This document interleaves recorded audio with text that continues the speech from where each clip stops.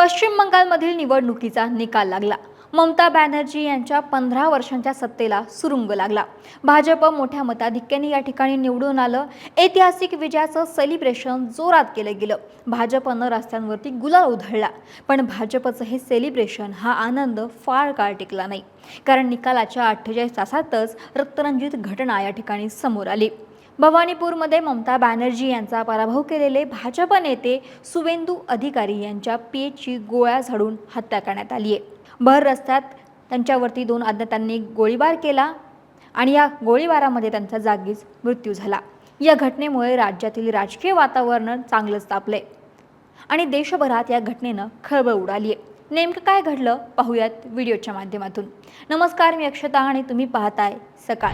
पश्चिम बंगालच्या माध्यमग्राम परिसरातील दोहरिया येथे सुवेंदू अधिकारी यांचे पीए चंद्रनाथ रथ हे आपल्या पांढऱ्या स्कॉर्पिओ एसयूव्ही कारने जात होते।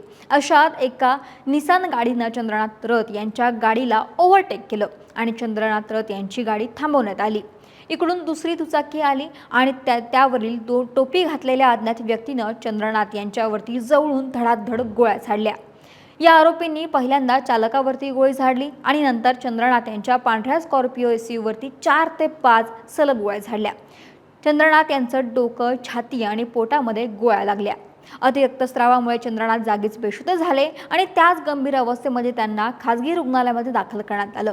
मात्र उपचारापूर्वीच डॉक्टरांनी त्यांना मृत घोषित केलं। चंद्रनाथ यांच्या घरापासूनच अवघ्या 200 मीटर अंतरावरती ही घटना घडली। हल्लेखोरांनी जवळून गोळ्या झाडल्यानंतर घटनास्थळावरून ते फरार झाले।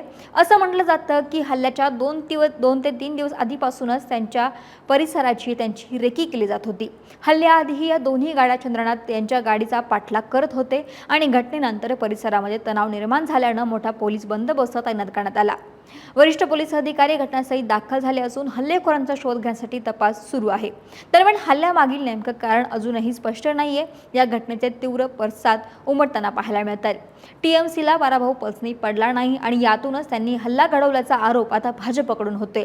आरोपी टीएमसीचा कार्यकर्ता असल्याचंही भाजपच्या नेत्यांकडून बोललं जाते।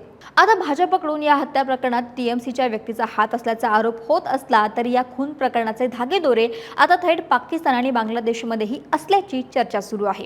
कारण चंद्रनाथ यांच्या हत्येमागील मास्टरमाइंडला पाकिस्तानसह बांगलादेशातून मदत मिळाल्याचाही दावा करण्यात येतोय। कारण चंद्रनाथ यांची हत्या ही ऑस्ट्रिया निर्मित ग्लॉक पिस्टल G43X चा वापर करण्यात आल्याची माहिती आहे। कारण सुरक्षा यंत्रणांना घटनास्थळी तपास करताना कारतुसं मिळाली। त्या कारतुसांच्या आधारे हे ऑस्ट्रिया निर्मित ग्लॉक पिस्टल G43X असल्याचं समोर आलं आणि या पिस्टलची विक्री ही भारतात होतच नाही। महत्त्वाचं म्हणजे या पिस्तलची किंमत ही लाखांच्या घरात आहे। त्यामुळे हत्येची सुपारी देणाऱ्यांनी शूटरला हे पिस्तल बांगलादेशातून किंवा पाकिस्तानातून उपलब्ध करून दिल्याची शंका उपस्थित होते। हे पिस्तल काही दिवसांपूर्वीच पाकिस्तानातून तस्करीच्या माध्यमातून भारतात उपलब्ध करून देण्यात येत असल्याची माहिती यंत्रणांना मिळाली होती। कारण 1.5 महिन्यांपूर्वी 26 मार्च रोजी सुरक्षा यंत्रणांनी भारत-पाकिस्तान सीमेवरती असे 10 पिस्तल जप्त केले होते। या पिस्तलमध्ये तुर्की या देशाची झिगाना, अमेरिकेतील बेरेटा पिस्तल, नेरिक्सनोसह ऑस्ट्रिया निर्मित पिस्टल G43X हस्तगत करण्यात आली होती। त्यामुळे या पिस्टलवरूनच या हत्येचं पाकिस्तानाशी संबंध असल्याचंही बोललं जाते। तशी चर्चा आता सुरू आहे। मात्र आता तपासादरम्यान या सगळ्या गोष्टी समोर येतीलच। मात्र याबाबत भाजप नेते आणि नवनिर्वाचित आमदार कौस्तव बागची यांनी म्हटले की हा एक पूर्वनियोजित हल्ला होता। हल्लेखोरांनी चंद्रनाथ यांच्या गाडीचा बराच वेळ पाठलाग केला आणि त्यानंतर त्यांच्यावरती अंधाधुंद गोळीबार केला। त्यांनी असा आरोप केला की हा ममता बॅनर्जी आणि अभिषेक बॅनर्जी यांनी रचलेला कट आहे। जोपर्यंत या गुन्ह्यातील सूत्रधारांची ओळख पटत नाही तोपर्यंत स्वस्थ बसणार नाही आणि तोपर्यंत आम्ही मृतदेहावरती अंत्यसंस्कारही करणार नाही। एवढंच नाही, भाजप नेत्या किया घोष यांनी सुद्धा ठामपणे सांगितलं की भवानीपूर निवडणुकीदरम्यान चंद्रनाथ रथ यांनी अहोरात्र काम केलं होतं। याच निवडणुकीमध्ये सुवेंदू अधिकारी यांनी ममता बॅनर्जी यांच्या विरोधात ऐतिहासिक विजय मिळवला होता आणि भाजपला सुद्धा हा विजय मिळवून दिला होता। या सर्व गोष्टींचा परस्पर संबंध जोडून पहा। म्हणूनच मी नेहमीच असे म्हटले आहे की टीएमसी हा लुटारू आणि खुण्यांचा पक्ष आहे। सुवेंदू यांचे स्वीय सहाय्यक यांनी ज्या निष्ठेनं आणि जिद्दीनं काम केलं होतं त्यामुळेच टीएमसीनं राग, नैराश्य आणि संतापानं पछाडलेल्या अवस्थेत त्यांना टार्गेट केलं। पण एकदा का नवीन सरकार स्थापन झालं की चंद्रनाथ यांच्या हत्येसाठी ज्यांनी गोळी झाडली त्यांनाही आणि ज्यांनी याची सुपारी दिली होती या हत्येची आणि कट रचला होता त्यांनाही आम्ही कधीच सोडणार नाही। असं देखील त्यांनी यावेळी म्हटलं. पण भाजपच्या या आरोपानंतर टीएमसीकडून सुद्धा या घटनेचा निषेध व्यक्त करत सीबीआय चौकशीची मागणी केली जाते. एक्स या सोशल मीडियावरती एका पोस्टमध्ये टीएमसीकडून म्हटलं गेलं की माध्यमग्राम येथे चंद्रनाथ रथ यांची ज्या क्रूरपणे हत्या करण्यात आली त्याचा आम्ही तीव्र शब्दामध्ये निषेध व्यक्त करतो. तसेच निवडणुकीनंतरच्या हिंसाचाराच्या घटनांमध्ये भाजप समर्थित गुंडांकडून झाल्याचा आरोप असलेल्या गेल्या 3 दिवसांमध्ये इतर 3 टीएमसी कार्यकर्त्यांचा कथित हत्यांचाही आम्ही निषेध करतो. या प्रकरणी आम्ही कठोर कारवाईची मागणी करतो, ज्यामध्ये न्यायालयाच्या देखरेखीखालील सीबीआय चौकशीचा समावेश आहे, जेणेकरून गुन्हेगारांची ओळख पटवून त्यांना कायद्यानुसार शिक्षा होईल. लोकशाहीमध्ये हिंसाचार आणि राजकीय हत्यांना कोणतंही स्थान नाही, त्यामुळे या कृत्याचा सूत्रधारांचा लवकरात लवकर शिक्षा झालीच पाहिजे अशी पोस्ट टीएमसीनं केली. पण या प्रकरणानं बंगालमधील राजकारण चांगलंच तापले, कारण या निवडणुकीमध्ये जायंट किलर ठरलेले सुवेंदू अधिकारी यांच्या पीएची हत्या होण्यानं खळबळ उडाली. चंद्रनाथ रथ हे बंगालच्या राजकारणामध्ये मोठ्या प्रमाणामध्ये चर्चेत नसले तरी भाजप पक्षात त्यांचं महत्त्वपूर्ण स्थान होतं. सुवेंदू अधिकाऱ्यांच्याशी त्यांचे जुने आणि घट्ट संबंध होते. चंद्रनाथ यांचे कुटुंब पूर्वी तृणमूल काँग्रेसशी संबंधित होते, कारण सुवेंदू अधिकारी सुद्धा हे ममता बॅनर्जी यांच्यासोबत काम केलेले नेते आहेत. त्यांच्या हाताखालूनच त्यांनी राजकारणामध्ये प्रवेश केला होता आणि आपली राजकीय ओळख निर्माण केली होती.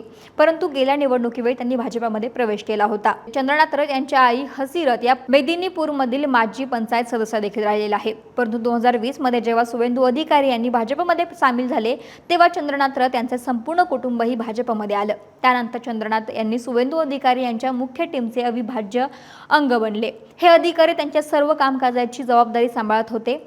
अलीकडील निवडणुकीमध्ये म्हणजे आता जी निवडणूक झाली त्या निवडणुकीमध्ये भवानीपूर मतदारसंघाची संपूर्ण जबाबदारी ही चंद्रनाथ रथ यांच्यावरती होती. कार्यकर्त्यांना रसद पुरवणं आणि समन्वय साधण्याची महत्त्वाची भूमिका चंद्रनाथ रथ यांनी पार पाडली होती. सुवेंदू अधिकारी यांनी त्यांच्यावरती पूर्ण विश्वास ठेवलेला होता, त्यामुळे कुठेतरी सूड भावनेने ही हत्या घडवून आणल्याचा आरोप भाजपकडून होते. मात्र या हत्येचं प्रकरण चांगलं चापलेलं आहे. सुवेंदू अधिकारी देखील या प्रकरणी चांगलेच आक्रमक झालेले आहे. सध्या या प्रकरणाचा तपास सुरू असून नेमकं या हत्येमागे कोणाचा हात होता, या हत्येमध्ये खरंच पाकिस्तान आणि बांगलादेशशी कनेक्शन होतं का हे पाहणं महत्त्वाचं ठरेल.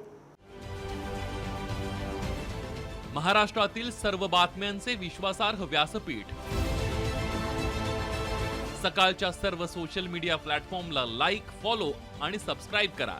तसंच सर्व नोटिफिकेशनसाठी बेल आयकॉन प्रेस करायला विसरू नका.